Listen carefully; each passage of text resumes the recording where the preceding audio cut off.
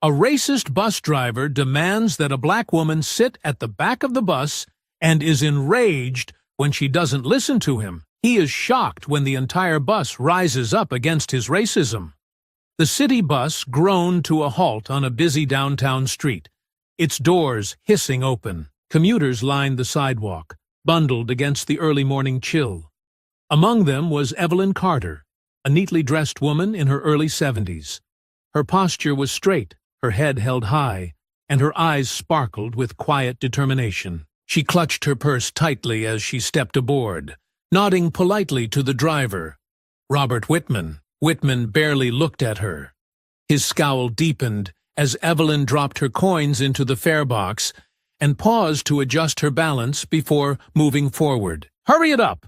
he barked, his voice gravelly and impatient. Evelyn glanced at him briefly but said nothing, choosing instead to make her way toward an empty seat near the front of the bus. She grasped the pole and steadied herself as the bus jerked into motion, her eyes scanning the quiet faces around her. "Not there!" Whitman called out sharply, loud enough to cut through the silence. Evelyn stopped mid-step, turning slowly to face him. "Excuse me? You don't sit there. Seats up front aren't for you." Back of the bus. A hush fell over the passengers. A young woman near the window lowered her gaze, nervously pulling her toddler closer. An older man shifted uncomfortably, his newspaper suddenly fascinating. Evelyn's calm expression didn't falter. She took a measured step forward. "I've paid my fare," she said, her voice clear and steady. "I'll sit where I please." Whitman slammed the brakes, the bus lurching violently. Passengers grabbed at poles and seats to steady themselves. The driver stood abruptly, pointing a finger at Evelyn. "You don't make the rules here, lady. Either you move to the back, or you're off this bus. Your choice." The murmurs of the passengers grew louder, a mix of surprise and unease. A young man in the middle row pulled out his phone, the faint glow of its camera light visible as he began recording. Evelyn straightened her shoulders and met Whitman's glare. "I'm not going anywhere," she said firmly. Whitman's face reddened with fury. "We'll see about that." He grabbed the radio from his console and barked for transit security. The tension on the bus thickened as all eyes turned to Evelyn, waiting to see what would happen next. The bus remained idle on the crowded street, the low hum of its engine filling the tense silence. Evelyn Carter stood firm, her fingers lightly gripping the cold silver rail near the front seats. The passengers around her exchanged uneasy glances, their whispers growing louder as the confrontation dragged on. "I'm not going to repeat myself," Robert Whitman barked, stepping out from behind the driver's seat, his uniform stretched tightly over his broad shoulders, his face flushed with irritation. "Move to the back of the bus, or I'll have you removed." Evelyn looked up at him, her expression calm but unyielding. "I've done nothing wrong. I paid my fare. I'll sit where I please." Whitman's hands clenched into fists at his sides. "You think you're special? I make the rules on this bus. If I tell you to move, you move." A murmur rippled through the passengers. A young mother near the front shifted uncomfortably, pulling her squirming toddler onto her lap. An older man in a suit adjusted his tie, his gaze fixed firmly out the window. A teenage girl whispered loudly enough for everyone to hear, "This is ridiculous." Evelyn didn't raise her voice, but her words carried across the bus. "I'm not breaking any rules. What you're doing is wrong, and you know it." The driver's face twisted in fury. "You don't get to tell me what's right. You're disturbing everyone else here. People are trying to get to work." He gestured broadly at the passengers, as if expecting their agreement. The majority remained silent, avoiding eye contact. From the middle of the bus, a young man with earbuds dangling from his ears raised his phone slightly, the faint red light of a recording visible. "You're the one holding us up, man," he said loudly. "She's just trying to sit." Whitman turned his glare on the young man.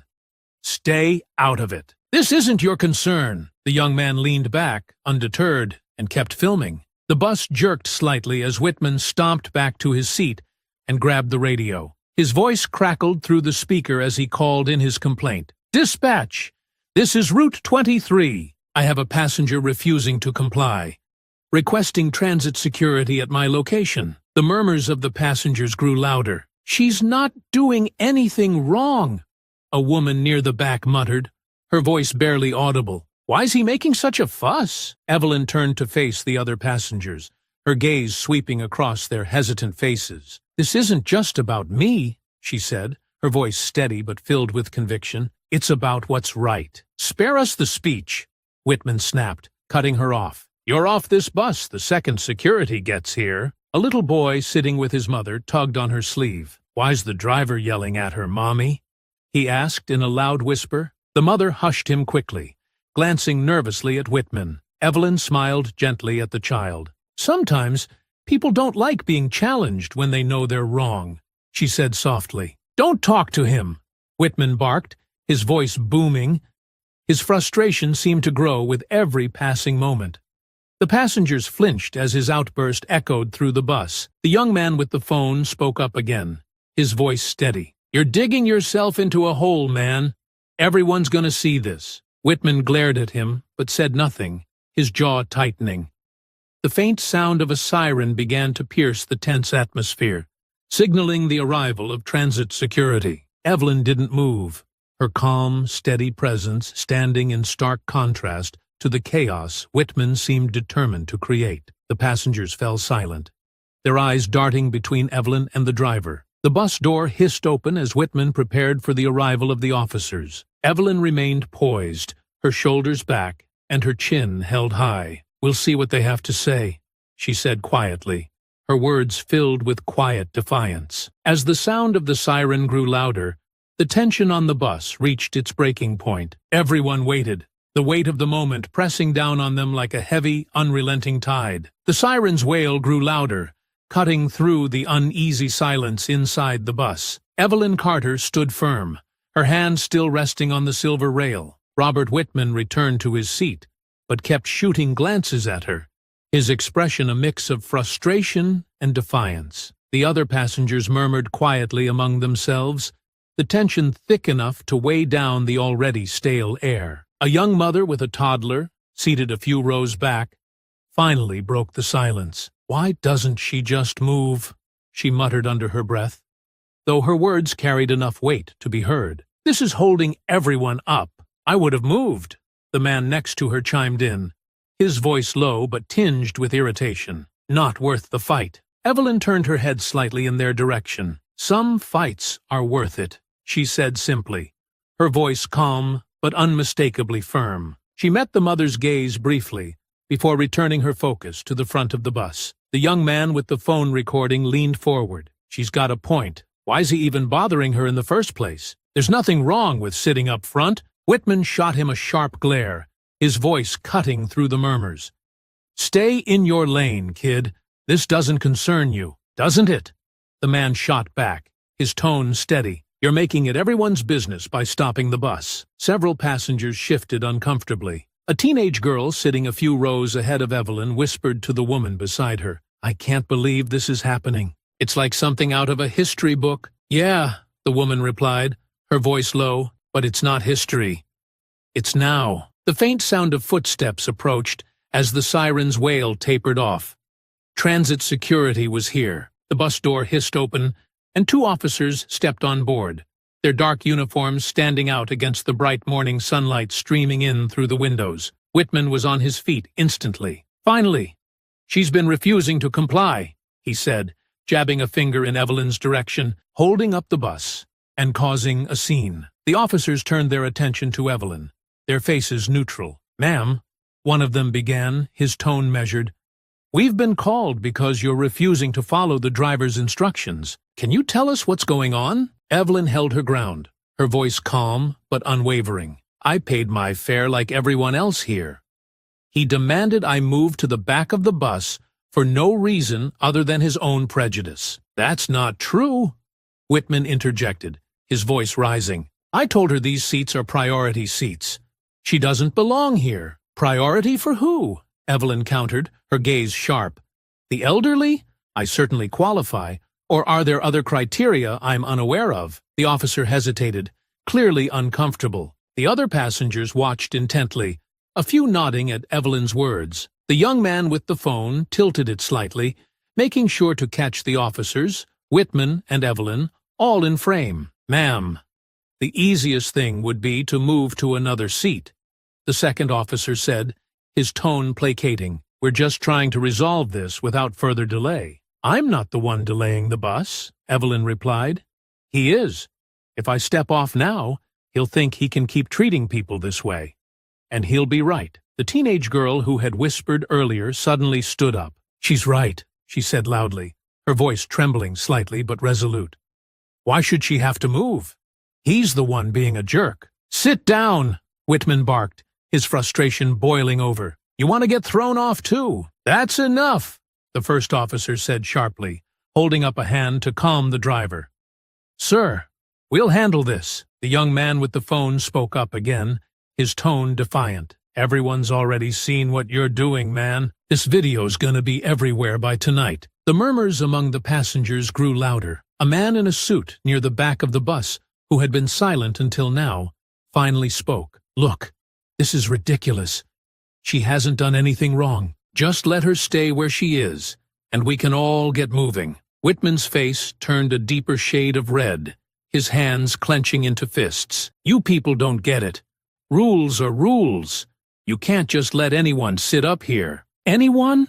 Evelyn said, her voice cutting through the chaos. Or just people who look like me? The bus fell silent again, the weight of her words hanging heavily in the air. The officers exchanged uneasy glances, clearly aware of the tension. Outside, pedestrians began to gather near the bus, curious about the commotion. The young man with the phone turned his camera toward the crowd, capturing their growing interest. We need to make a decision, the second officer said, his voice tight. Ma'am, are you willing to step off the bus so we can de-escalate the situation? Evelyn straightened her shoulders, her expression unyielding. No, I've done nothing wrong, and I won't be treated like this. Not today. The officers hesitated, their authority caught between the calm defiance of an elderly woman and the fiery tension of an increasingly agitated bus driver. Whitman shook his head, muttering under his breath as he returned to his seat. The atmosphere in the bus was electric,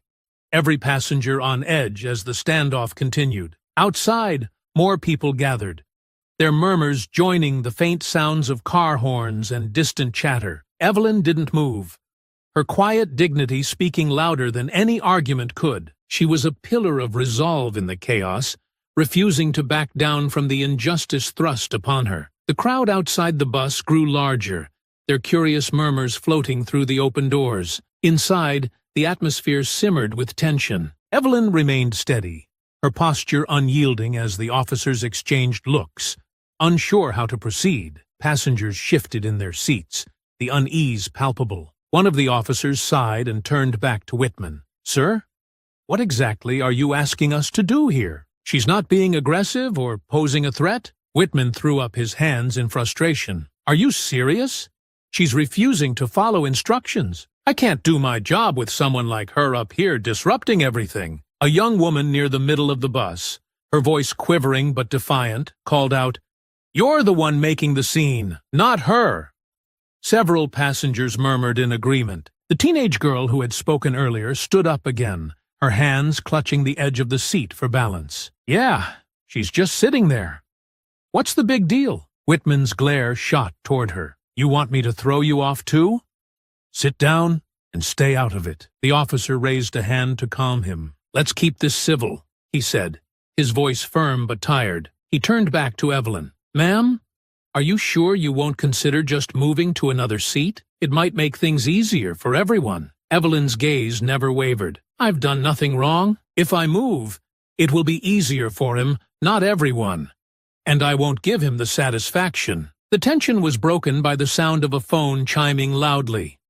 The young man who had been recording the incident smirked and held up his phone. Looks like it's already online. Over 1,000 views in 5 minutes. Whitman's face darkened, his jaw clenching as his anger threatened to boil over. You put this on the internet? He growled, his voice low but menacing. Damn right I did, the young man replied, undeterred. People need to see this. You can't treat people like this and think you'll get away with it. A ripple of approval moved through the passengers. Even those who had been silent now murmured their agreement. The man in the suit near the back spoke up, his voice calm but sharp. This isn't 1955. She has every right to sit where she wants. Whitman slammed his fist onto the dashboard, the loud thud silencing the murmurs. I've had it, he shouted. She's off this bus, or we're not going anywhere. The officers stiffened at his tone, their own patience wearing thin. The first officer stepped forward, his expression hardening. Sir, if you keep escalating this, you're going to be the one facing consequences. You've called us here to handle the situation, so let us do our job. Outside, the crowd began to grow louder. People pressed closer to the bus, some raising their phones to record the scene. A man in a construction vest called out, "What's going on in there? Why isn't the bus moving?" "Driver's being a racist jerk," someone yelled from the back of the bus, drawing laughter and cheers from the gathering crowd. The second officer rubbed his temples, clearly feeling the pressure. He turned back to Evelyn, his tone softer but still urging. "Ma'am, I understand your position, and I don't blame you. But this is getting bigger by the minute. Are you sure you want to keep this going?" Evelyn glanced at the crowd outside, their faces a mix of curiosity and growing outrage. Her eyes swept over the passengers, some watching her with sympathy, others with exasperation. Finally, she looked at the young man recording the incident and gave him a small nod. "Yes," she said, her voice unwavering. "I'm sure. This isn't about me. It's about what's right." The officer straightened, nodding in reluctant acknowledgement. "All right, ma'am. Then we'll stay until we can resolve this properly." Whitman let out a derisive laugh. "You're just going to let her get away with this? Unbelievable." The officer turned sharply toward him. "One more outburst, and I'll have you reported for misconduct." The driver fell silent, his face a mask of barely contained rage. The tension in the bus was electric, every passenger hanging on the edge of their seats. Outside, the crowd grew louder, their voices forming a faint chant that reached the ears of everyone on board. "Let her sit! Let her sit!" Evelyn finally took her seat near the front, her head held high.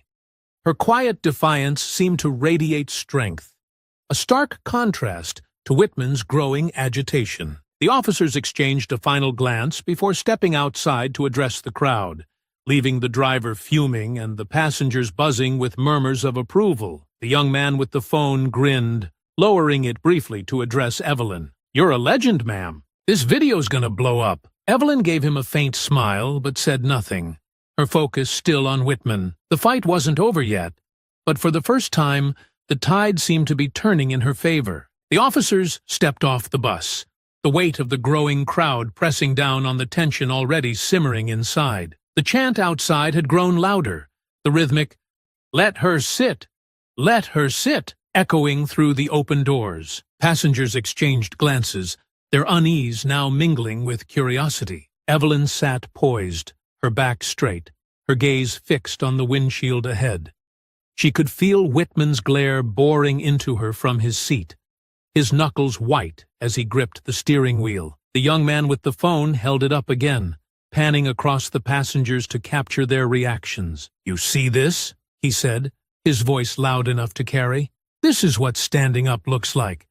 Y'all better remember her face, because she's making history right now." Whitman snapped his head toward the young man. "Turn that damn thing off. You're disrupting this bus just as much as she is." The young man smirked. "Disrupting? Nah, I'm documenting. There's a difference." Another passenger, a middle-aged woman with a worn leather bag, spoke up for the first time. "Honestly, we should all be documenting this. He's treating her like garbage for no reason." Whitman turned his attention to her, his anger spilling over. "Lady, you don't know what you're talking about. I've been driving this route for years, and I know how to handle troublemakers." "Troublemaker?" the teenage girl from earlier shot back, standing again despite the driver's earlier threats. "She's literally just sitting there. How's that trouble?" "You all want to play hero, huh?" Whitman barked, his voice rising. "Fine, but don't come crying to me when this bus doesn't move." From the back of the bus, a man in a suit stood, his face calm, but his voice firm. "We've all been sitting here long enough. If you can't handle this professionally, maybe you shouldn't be driving." Whitman's face turned crimson. "You think you can do my job better, pal?" Be my guest. Maybe I would, if it meant treating people like humans, the man retorted, sitting back down as murmurs of agreement rippled through the bus. Outside, the chants grew louder, joined by the occasional car horn as drivers slowed to observe the commotion. The officers stood by the door, trying to manage the swelling crowd. A reporter with a camera pushed her way to the front, the red recording light visible through the bus's grimy window. Whitman, now visibly rattled, grabbed the radio again. "Dispatch, this is Route 23. Situation's getting worse. There's a crowd outside now. We need more officers." The radio crackled in response. "Additional units are en route. Hold tight." Evelyn let out a quiet breath, her composure never wavering. She glanced at the young man still filming. "You should focus on what's happening outside, too," she said softly. "This is bigger than just this bus." He nodded and angled his phone toward the crowd, capturing the chants and the faces of those demanding justice. "You're right," he said, "but you're still the star here." Whitman slammed his hand onto the dashboard, the sound startling some of the passengers. "Enough! I'm sick of this circus. Everyone who has a problem with me, get off my bus right now." No one moved. The teenage girl crossed her arms defiantly. The man in the suit stared out the window, and the young mother clutched her child tighter, but stayed silent. Even those who had been reluctant earlier now seemed rooted to their seats, their quiet solidarity a stark rebuke to the driver's outburst. Evelyn turned her head slowly to look at Whitman. Her voice was low, but carried through the bus. "You don't get to decide who belongs here.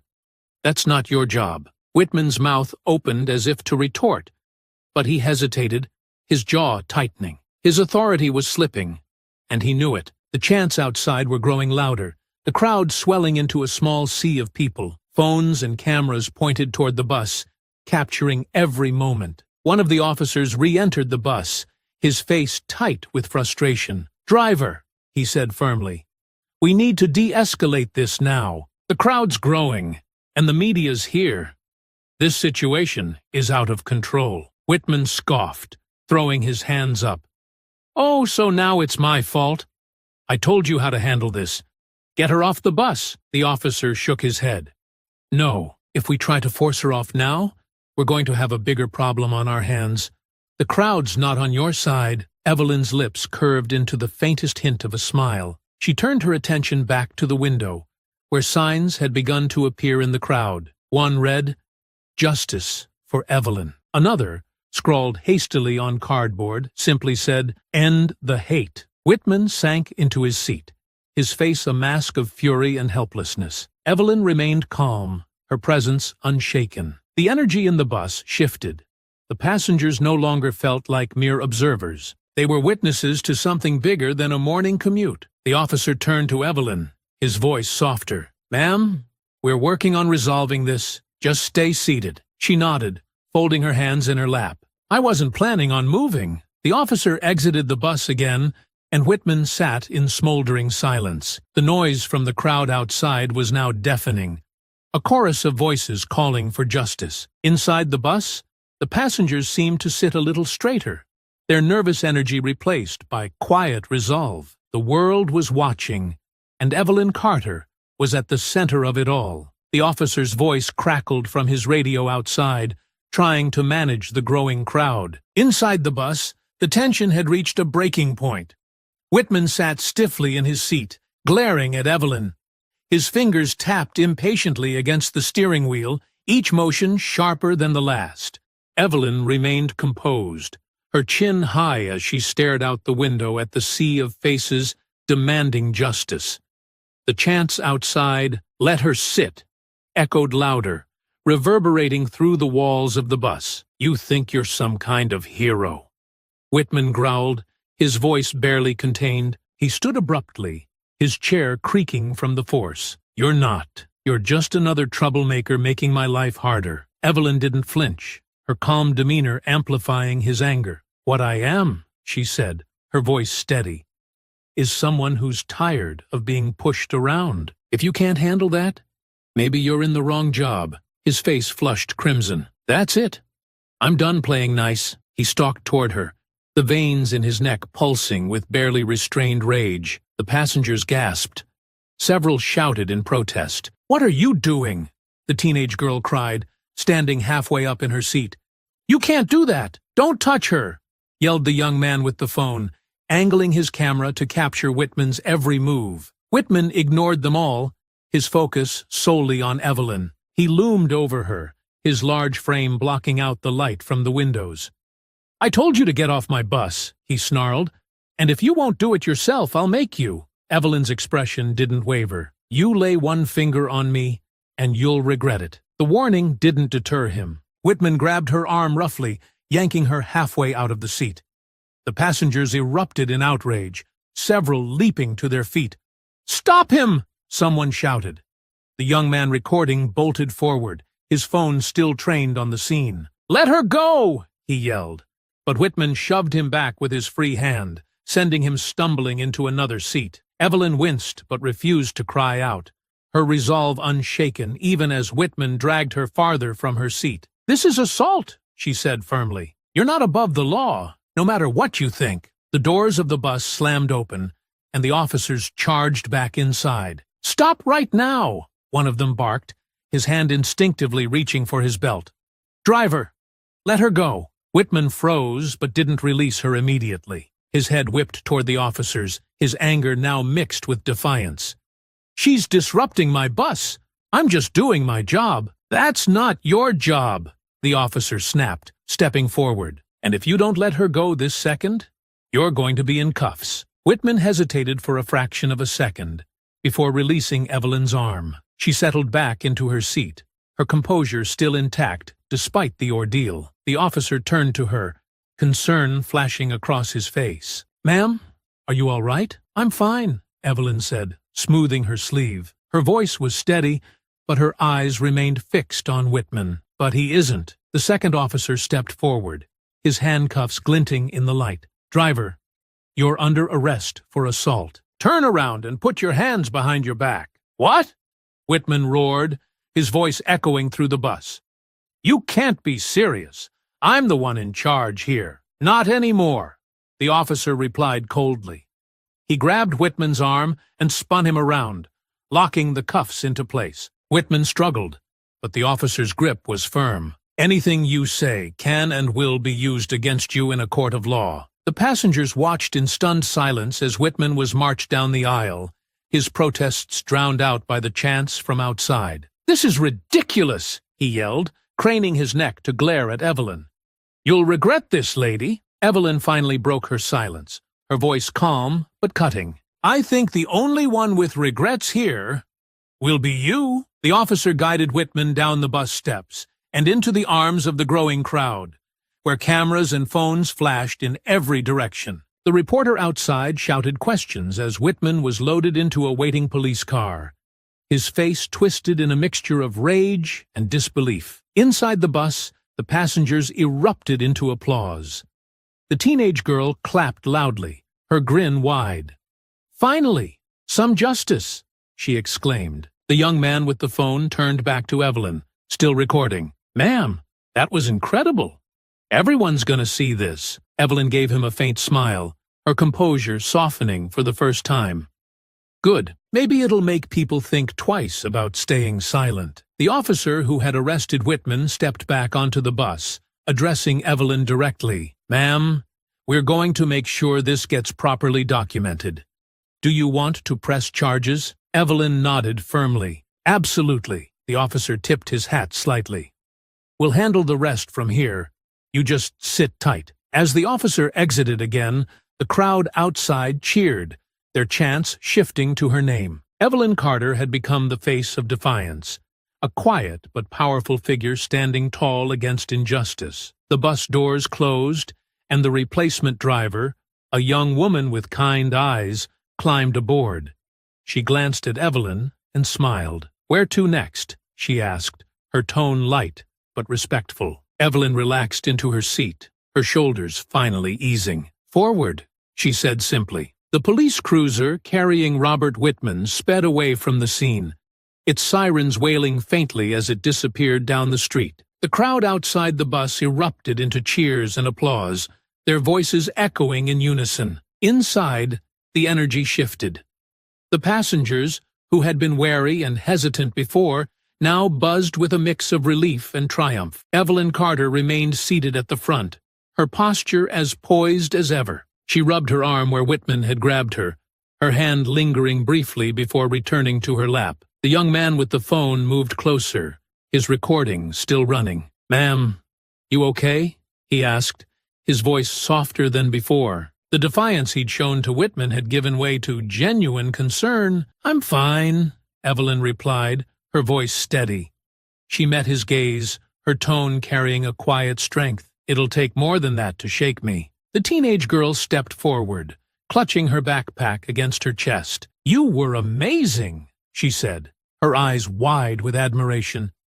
"I can't believe you stood up to him like that." "It wasn't just for me," Evelyn said, her gaze sweeping across the other passengers. "Sometimes you have to take a stand, even if it's uncomfortable." Her words seemed to resonate. The man in the suit, who had remained quiet for much of the ordeal, finally spoke up. "You've got more courage than most people, Mrs. Carter," she said with a small nod. "Evelyn Carter." "Well, Mrs. Carter," he continued, "you've inspired all of us today." That man deserved everything he got. The young mother, still holding her child tightly, leaned forward from her seat. "I'm sorry I didn't speak up sooner," she admitted, her voice tinged with guilt. I didn't want to make things worse." Evelyn offered her a kind smile. "It's never easy, especially when fear takes over.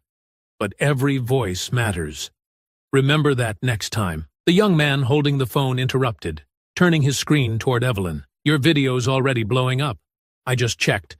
Tens of thousands of views. People are sharing it everywhere." Evelyn raised an eyebrow, the corner of her lips curling slightly. "Well," she said, "it seems the truth has its way of getting out." Before anyone could respond, the replacement driver, a petite woman with a calm, authoritative demeanor, stepped onto the bus. She adjusted her uniform cap and scanned the faces in the aisle, her expression professional yet kind. "Good morning," she said, her voice cutting through the chatter. "I'll be taking over for the rest of the route. Sorry for the delay, folks." She glanced at Evelyn, a flicker of recognition crossing her face. "Mrs. Carter?" she asked, her tone respectful. Evelyn inclined her head. "Yes? I just want to say thank you," the driver said.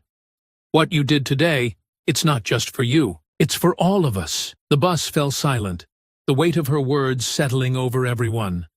Evelyn nodded, her gratitude unspoken but evident in her expression. The driver returned to her seat, and the bus hummed to life again, finally moving forward. As they continued their route, the passengers began talking among themselves, sharing their perspectives on what had happened. Some debated how Whitman had kept his job for so long, while others expressed outrage at the system that had allowed his behavior to persist. Evelyn listened quietly, her presence a steady anchor amid the buzz of voices. The young man with the phone eventually sat beside her, lowering his camera for the first time. "What happens next?" he asked. She turned to him, her expression thoughtful. "I press charges," she said firmly, "and then we see where the fight takes us." He nodded slowly. "I think a lot of people are going to want to help. Your video, it's bigger than just this bus." "It has to be," Evelyn replied. "Change doesn't come from silence." The teenage girl, now sitting across from them, leaned forward. "Do you think they'll fire him for good?" Evelyn's lips tightened briefly. "I don't know," she admitted. "But whatever happens to him, I'll make sure people see what he stood for. That's what matters." The bus pulled up to the next stop, and a handful of passengers disembarked. Outside, the crowd had thinned slightly, but a few people remained, waving their signs and cheering as Evelyn glanced at them through the window. She raised her hand in acknowledgement, a subtle but powerful gesture that drew another wave of applause. As the bus moved on, Evelyn felt a sense of resolve settle over her. The road ahead would not be easy. She knew that much. But for the first time, she felt that the voices around her, once silent, had found strength, and that was a victory in itself. The aftermath of the bus altercation spread rapidly. By the next day, Evelyn Carter's name was on everyone's lips. The video taken by the young passenger went viral, garnering millions of views across social media. News stations picked up the story, replaying the footage of Robert Whitman dragging Evelyn from her seat, followed by his subsequent arrest. Public outrage ignited like wildfire, with protests forming outside the city's transit headquarters and hashtags like Chuck Justice for Evelyn and Ashanj End Transit Racism trending worldwide. Evelyn, however, remained composed as the storm unfolded. She sat in her modest living room, her phone buzzing constantly with calls, texts, and notifications. Reporters clamored for interviews, and activists reached out with offers of support. Despite the noise, Evelyn focused on the next step, holding Whitman and the transit authority accountable. Her lawyer, Angela Martin, arrived at Evelyn's home that afternoon, her presence exuding a quiet authority. Angela, a sharp-dressed civil rights attorney in her mid-30s, had reached out after seeing the video. Now, she spread out documents across Evelyn's coffee table, her expression both determined and grim. "This case is bigger than just one man," Angela said, pointing to a file labeled Transit Authority Misconduct Complaints. "Whitman has a history of complaints, racial profiling, verbal abuse, but the Transit Authority has always swept them under the rug. They protected him." Evelyn nodded slowly. "Then it's not just him we need to hold accountable. It's the system that allowed him to get away with it." "Exactly," Angela replied, her eyes lighting up with approval. "We're not just going after Whitman for assault. We're going after the Transit Authority for negligence and fostering a culture of discrimination." Evelyn leaned back in her chair, her hands clasped tightly in her lap. "Do you think we can win?" Angela's gaze was unwavering. "With the public on our side? Yes. But it won't be easy. The Transit Authority is already circling the wagons. They'll try to discredit you, make this about something else." Evelyn's lips tightened. "They can try, but the truth is out there. People saw what happened." Angela nodded. "And that's why we'll use every bit of evidence we have. The video, witness statements, Whitman's arrest. It all builds a strong case. But we'll need you to testify." Evelyn's eyes flickered with resolve. "I'll do whatever it takes." In the days that followed, Evelyn and Angela worked tirelessly to prepare for the trial. Witnesses from the bus began coming forward, their statements painting a damning picture of Whitman's behavior. The teenage girl who had spoken up during the altercation gave a powerful account of what she had seen. The young man who had recorded the video provided not just his footage, but also his testimony, emphasizing how Whitman's aggression had escalated unprovoked. Even passengers who had initially remained silent began to step forward, emboldened by Evelyn's courage. One middle-aged woman, who had been hesitant to speak up during the incident, admitted to Angela during a meeting, "I've seen him treat other people like that before. I always thought it wasn't my place to say anything, but now I see how wrong I was." As the trial date approached, the Transit Authority released a carefully worded statement. They expressed regret over the incident and promised to review policies to ensure fairness and inclusivity. The statement, however, fell flat. Activists and community leaders lambasted it as hollow, demanding more tangible action. Meanwhile, Whitman's lawyer took a different approach, claiming his client had been provoked. "Mr. Whitman was simply enforcing the rules to maintain order on his bus," the lawyer said during a press conference. "This situation has been blown out of proportion by a viral video that doesn't tell the whole story." Evelyn watched the broadcast with Angela, her jaw tightening. "Enforcing the rules," she repeated, her voice edged with disbelief. "They really think anyone's going to believe that?" Angela smirked grimly. "They're desperate, and it shows.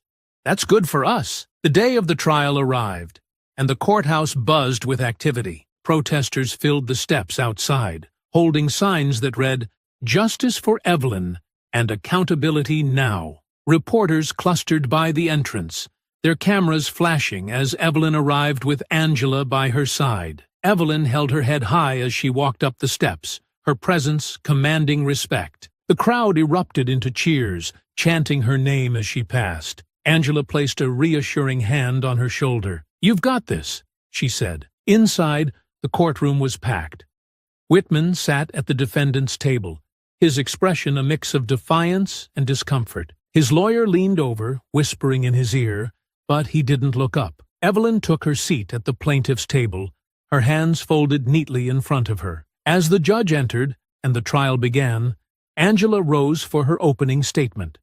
Her voice was clear and unwavering as she addressed the jury. "This case isn't just about an assault on a city bus," she began.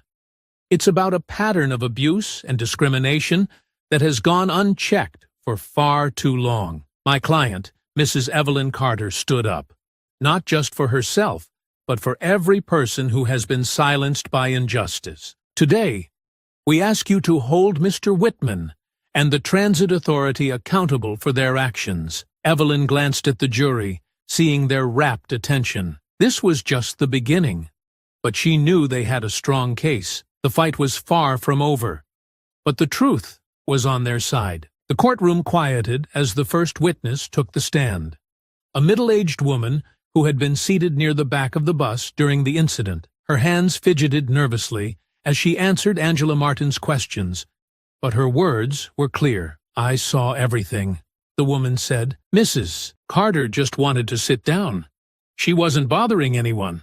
It was the driver who started yelling at her." Angela nodded, her tone encouraging but professional. "And how would you describe his tone?" The witness hesitated, glancing at the defendant's table where Whitman sat stiffly. "It was loud, aggressive, like he wanted to make her feel small." "And did you feel his behavior was justified?" "Not at all," the woman said firmly. "He was out of line. It was embarrassing to watch." Angela smiled faintly. "Thank you. No further questions." The defense attorney stood next, his expression sharp and calculating. He approached the witness slowly, as though preparing to dismantle her testimony piece by piece. "Ma'am, you mentioned feeling embarrassed. Isn't it true that your embarrassment could have colored your perception of my client's actions?" The woman frowned, clearly caught off guard. I don't think so." "You don't think so," he repeated, his tone bordering on condescension. "But isn't it possible that you interpreted his tone as aggressive because of your own discomfort with the situation?" Angela rose. "Objection, Your Honor."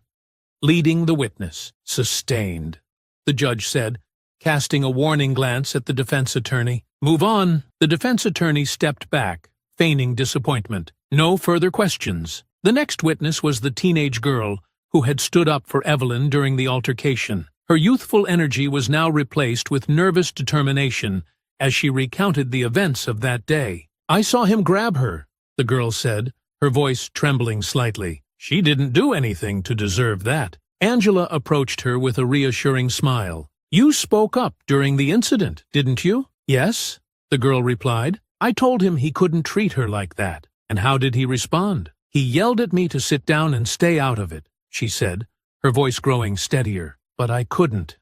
It wasn't right." Angela nodded, her tone warm. "You showed courage that day. Thank you for speaking out." The defense attorney tried to rattle her, focusing on her youth and suggesting she might have been too inexperienced to understand the nuances of the situation. But the girl's resolve held firm, her answers concise and unwavering. The most compelling moment came when the young man with the phone took the stand.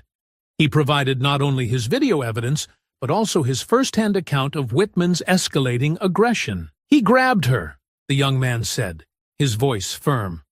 "No one provoked him. He just lost it." Angela played the video for the court, the footage capturing every moment of the altercation in vivid detail.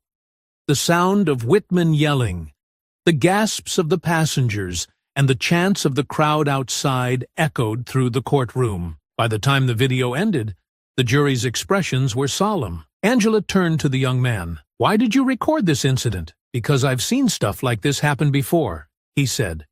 "People get away with it because no one speaks up. I wanted to make sure this time was different." Angela nodded. "And do you feel it was different?" He glanced at Evelyn, a small smile breaking through his otherwise serious demeanor. "Yeah, Mrs. Carter made it different." The defense attempted to cast doubt on the video, suggesting it might not show the full context of the situation. But the jury's reaction made it clear that the footage had left a lasting impression. When Evelyn herself took the stand, the courtroom fell silent. She was the picture of composure, her voice calm but filled with quiet strength as she recounted her experience. "I paid my fare like everyone else," she said.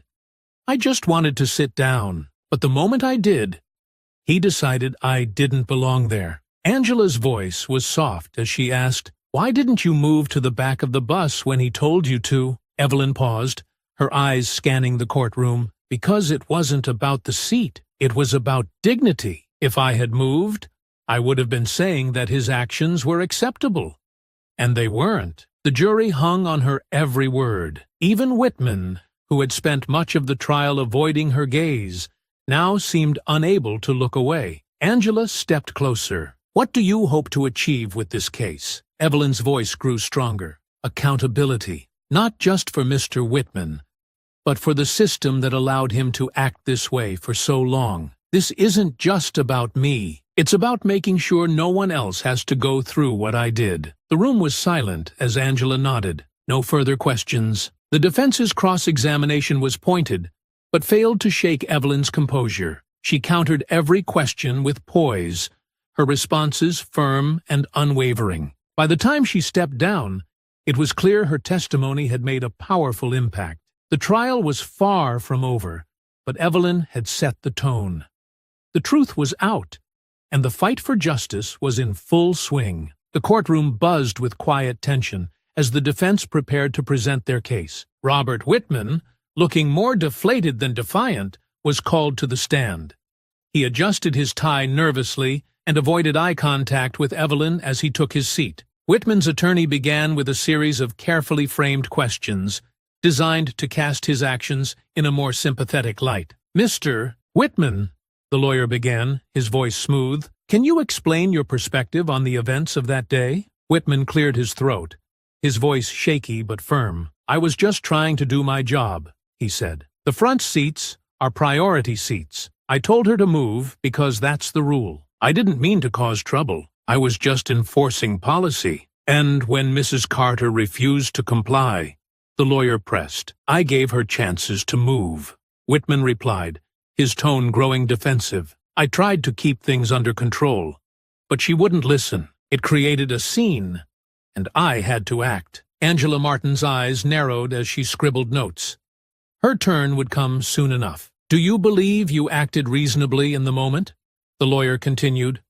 Whitman nodded. "Yes, I was following protocol." The defense lawyer turned to the jury, gesturing toward his client. "Mr. Whitman was put in a difficult situation. As a bus driver, his priority is the safety and efficiency of his route. When someone disrupts that, he has to act quickly." Angela rose from her seat. "Objection, Your Honor. The defense is testifying." "Sustained," the judge replied. "Counselor, stick to questioning." The defense lawyer nodded smoothly, refocusing on Whitman. "Would you say your actions were in any way motivated by Mrs. Carter's race?" Whitman's expression hardened. "Absolutely not. I treat all my passengers the same." When Angela approached the stand for cross-examination, her steps were deliberate, her demeanor calm yet commanding. She stood a moment in silence, letting the weight of the courtroom settle before speaking. "Mr. Whitman," she began, her voice measured, "you say you treat all passengers the same. Is that correct?" "Yes," Whitman replied, his tone clipped. Angela nodded, flipping through a file. "Then, can you explain why, over the past 5 years, you've received multiple complaints, 5 of which explicitly referenced discriminatory behavior?" Whitman stiffened. "Those complaints were exaggerated." "Exaggerated," Angela repeated, her tone neutral. "So the passengers who accused you of racial profiling were lying?" "I didn't say that," Whitman snapped. "I said they exaggerated." Angela approached the jury, holding up a stack of documents. "Let me remind the court that these are official complaints filed with the Transit Authority, each one detailing incidents similar to what happened to Mrs. Carter. Would you like me to read them aloud?" Whitman's lawyer interjected. "Objection! Relevance." "Your Honor," Angela countered, "this speaks directly to Mr. Whitman's pattern of behavior and his credibility as a witness." The judge considered for a moment before nodding. Overruled. Proceed. Angela turned back to Whitman. Let's focus on one particular complaint from last year. A passenger reported that you asked them to move to the back of the bus despite plenty of empty seats. Do you recall this incident? No, Whitman said flatly. Angela raised an eyebrow. You don't recall it, or you don't want to recall it? Objection! The defense lawyer called out. Sustained, the judge said. But the damage was done. The jury shifted in their seats, their expressions increasingly skeptical. Angela moved closer to the witness stand, her voice sharpening. Mr. Whitman, isn't it true that the only protocol you were enforcing that day was your own prejudice? That's not true, Whitman shot back, his voice rising. Angela held his gaze, her calm demeanor in stark contrast to his outburst. The video shows you grabbing Mrs. Carter. She was seated quietly, posing no threat. Explain to the court how that aligns with your so-called protocol. Whitman faltered, his mouth opening and closing as he searched for words. She refused to listen. I lost my temper. Angela pounced. You lost your temper? So it wasn't about protocol, was it? It was about your inability to handle a passenger who dared to stand up to you. Whitman's lawyer leapt to his feet. Objection! Argumentative! The judge nodded. Sustained. Angela stepped back slightly, her expression calm. No further questions, Your Honor. As Whitman returned to his seat, his face was pale, his earlier bravado shattered. The courtroom buzzed with quiet murmurs, the jury exchanging meaningful glances.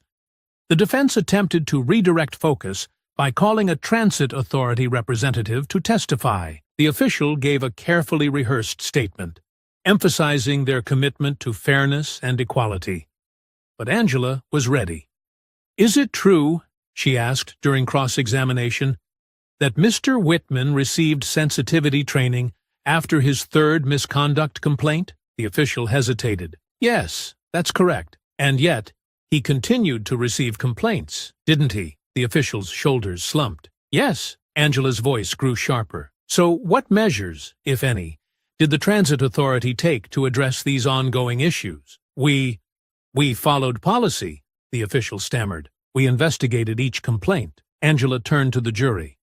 And yet Mr. Whitman was allowed to continue driving, unchecked, until his actions were caught on camera. Is that what you call accountability? The official didn't respond. As the day ended, Angela's cross-examinations had exposed not only Whitman's behavior, but also the systemic failures that enabled him. The tide of the trial was shifting, and Evelyn could feel it. As she walked out of the courtroom with Angela by her side, the crowd outside erupted into cheers once again. The truth was emerging, piece by piece, and justice felt closer than ever. The courtroom was silent as both sides prepared for closing arguments. The tension was palpable, every eye focused on the attorneys standing at their respective tables. Evelyn Carter sat quietly at the plaintiff's table, her composure unshaken, though her hands rested tightly together in her lap. Angela Martin rose first, her movements deliberate as she approached the jury. Ladies and gentlemen, Angela began, her voice firm but measured, you've heard the testimony. You've seen the video. This case is not complicated. Robert Whitman assaulted Mrs. Evelyn Carter not because she broke any rules, but because she refused to bend to his prejudice. She gestured toward Evelyn. Mrs. Carter paid her fare. She followed every posted guideline, yet she was singled out, berated, humiliated, and physically removed from her seat.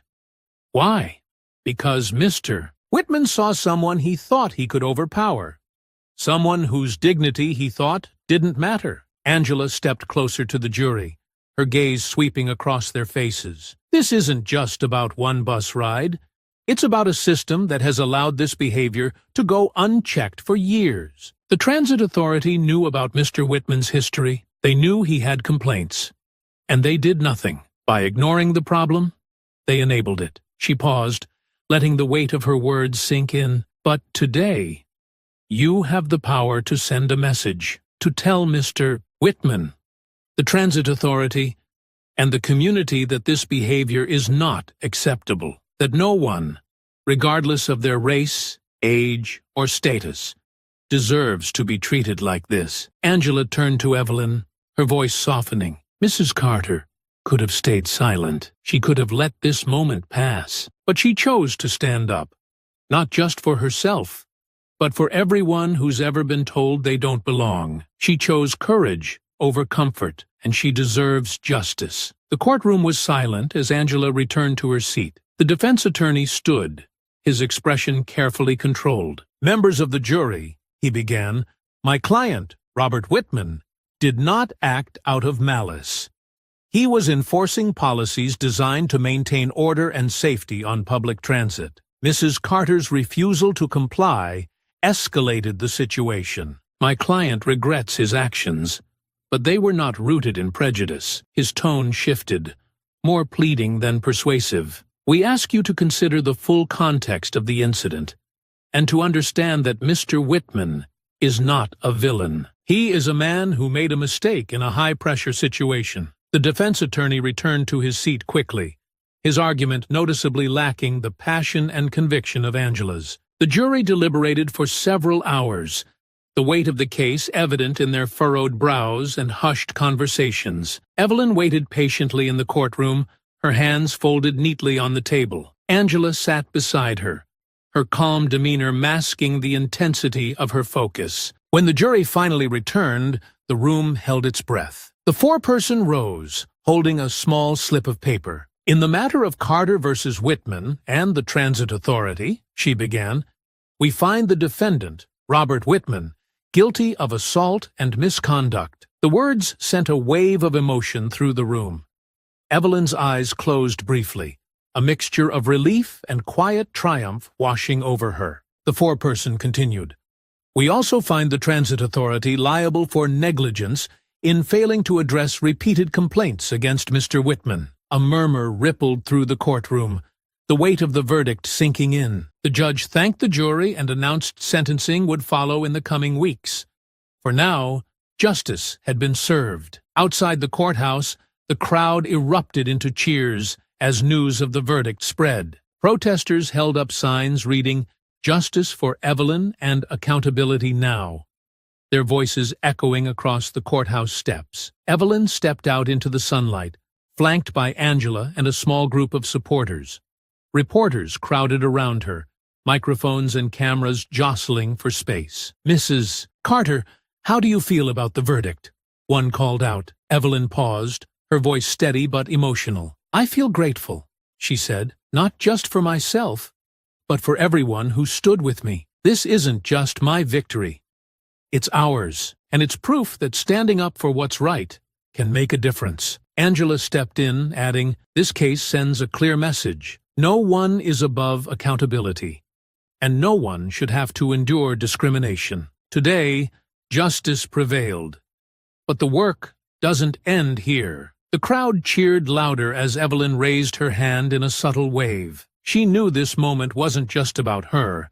It was about the movement she had sparked. In the weeks that followed, the Transit Authority announced sweeping reforms, including mandatory anti-bias training for all employees and the establishment of an independent oversight committee to address misconduct. Robert Whitman was sentenced to community service and ordered to attend anger management classes, his career as a bus driver effectively over.